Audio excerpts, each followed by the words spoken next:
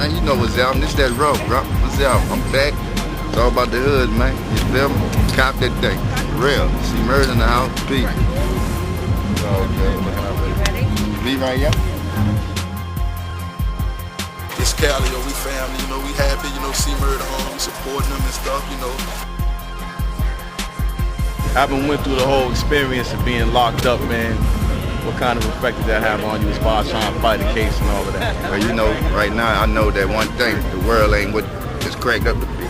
You know, dudes gotta watch their back, they gotta make better choices for the consequences coming there. And the system is straight. I don't know about the curse, but it's fucked up. The urban system ain't right, so stay out that place. Real. So what is it that you, because I know at one point you had, you know, you had the L or whatever it was you had, you know what I mean? A lot of niggas get in there and just give up and go crazy. What is it that kept you trying to fight your joint? Well, you know, I just was born and bred like that. You know, I just always knew it wasn't over because I understood the law and the system. You know, you got a bunch of appeals you got to go through, so I feel like it ain't over till that last appeal say denied. Other than that, I'm going to stand tall, hold my head high, you feel me? So in what ways do you feel as though it changed you? It changed me because, you know, I mean, I saw little things that I was doing and type of moves I was making and places I was being, and I grew. You know, I've been in there almost 5 years, so that's time for me to mature also. If you don't learn something from being in there, you come out doing the same thing, then you're stupid. So how do you feel about all like the young kids now, man, that's out here going crazy with the banging all over the country? Yeah, they going, you know, I mean, that's one thing I'm trying to do myself. I'm gonna start trying to holler at these little dudes, let them know what's out. And I feel like coming from me, they'll feel it more. You see what I'm saying? So that's what I'm gonna do. So aside from music, what are some of your other goals? And movies. Aside from like business, you know what I'm saying? Well, my goal is to, you know, spend time with my family. You know, I got 3 little girls, so I'm focusing on them. And making sure their life crucial. They doing their thing, you know. So basically family, bro. That's what I'm here for. Right. Now, did you expect to wind up in that situation? You know, was you thinking the whole time before you went in that I'm gonna beat this? It's gonna be, I'm gonna be straight. That's how I was feeling. I said, once, man, they gonna get the real, and they gonna say, whoop, he ain't do this, and that I'm gonna be home, I'm gonna be gone. It ain't happen like that, bro. Wind up being a whole setup type thing, you heard me? So I had to fight it all the way, bro. So was it all done and over with now? You still at the? Still, you know, can't really speak on it like talking about at this moment, but you know, it ain't over yet, but it's kind of like almost off top. So man, like on the real, because I've been there too, not in that situation. I wrapped up with 6 and 10. I've been through it with a lot of niggas. Before I got to 6 and 10, I was looking at 40, 50, something ridiculous. You know what I'm saying? Crazy numbers, that's basically like.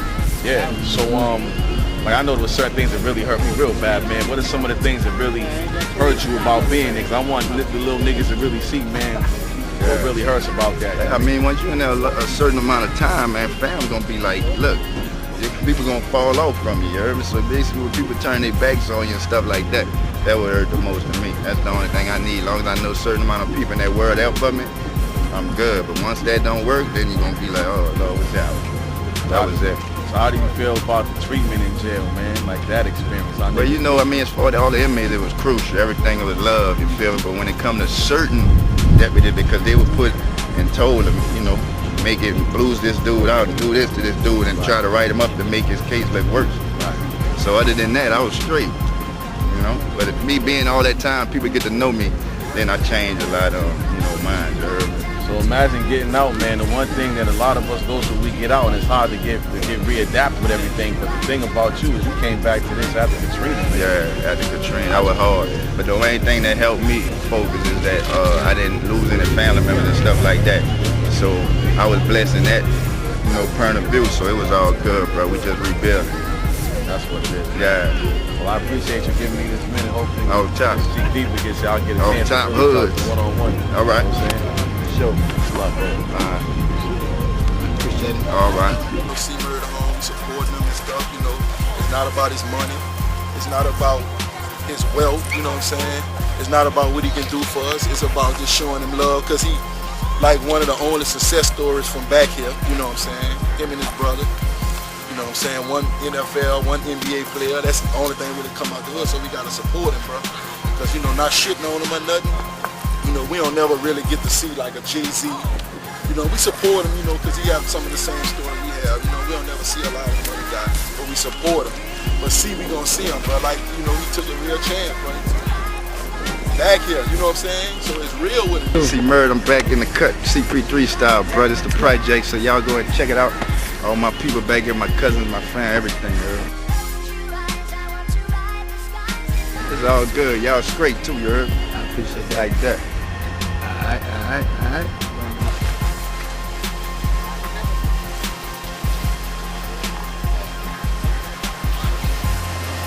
I'll let y'all, man. Alright, be safe.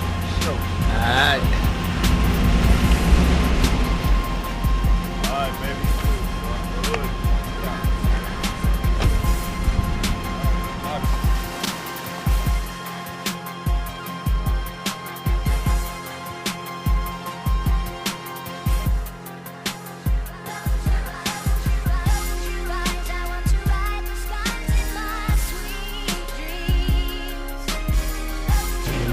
Daquan right there, the main character in the book. That's when his whole life started.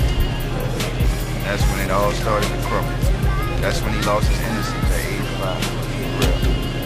It's the reality of the situation. Tell us a little bit about life before the rap thing. How was the family living before? Some of the people that still get it in the late. Man, life before rap was just like anybody else in the streets. Any other black little kid raised in the ghetto. You know, the funnest thing in the world for me was riding seesaws and buying icebergs and normal stuff. We didn't have food, we didn't have money, we didn't have a car, you heard me? So to be blessed to how I am now, man, it's something, you heard me? I mean, the streets was hard. The streets are still hard. You know, we're on another level now. So once you make it to another level, you got to start changing your aspects of how you move and stuff like that. So that's one thing I found out, you heard me? So for real, lesson learned. So do you think one thing that could have changed like the course of everything for your family? You know, families be going through it when they live in the hood. Yeah. Sometimes you make the wrong decision, but over for everybody. Whatever, like, you know what I'm saying? Yeah, fork in the road for y'all. Yeah, the fork in the road for us was my grandfather died, Big Daddy. We was all in a project. We didn't have nothing to do. He was our sole provider. And once he died, it was like we was on our own then. And that's when my brother started getting interested in his music. And he drove to California to pursue his dream. And then he called me and said, come on, I need you down there. And that's where it all started. One trip to California after my grandfather. And you know, as black people, we're all talented, intelligent, and gifted. So sometimes it's easier for us, you know, to get. It's really not that hard for us to make it out, but staying out, not falling back, and all the stuff that come your way once you start to get it. Talk to me about that.